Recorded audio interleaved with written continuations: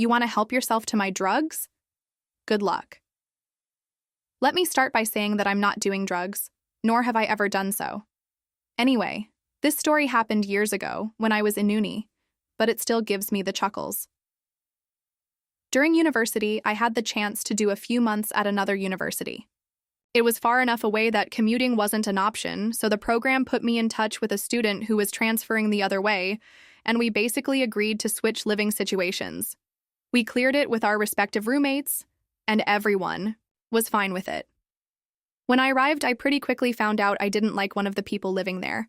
Let's go with Karen for her.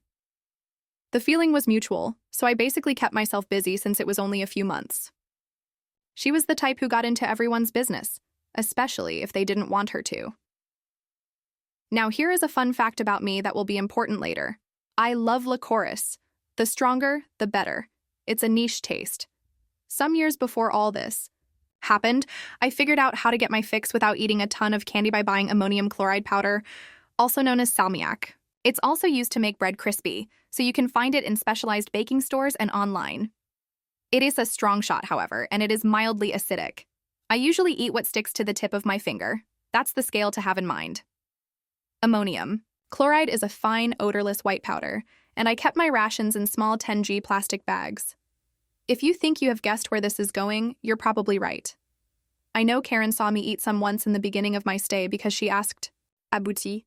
And I told her it was candy, and she wouldn't like it. Fast forward, there are about 2 weeks left, and I come back to the place and notice an ambulance outside. Sure enough, the door to the apartment eyes open, and 2 paramedics are trying to help Karen stop a nosebleed of horrifying proportions. As soon as she saw me, she started screaming that it was my fault. Paramedics ask me if I know anything about what is going on, because Karen claimed it came out of the blue.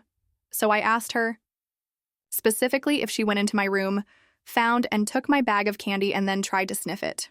She hesitantly admits. "It's not Coke, you idiot, it's salmiak," I tell her, and specify the chemical name for the paramedics. In the end, she had to go to the ER because they weren't sure she hadn't burned a hole in her nasal wall with that stunt. She hadn't. But according to my exchange buddy, she couldn't smell anything for almost 6 months afterwards, and still blamed me.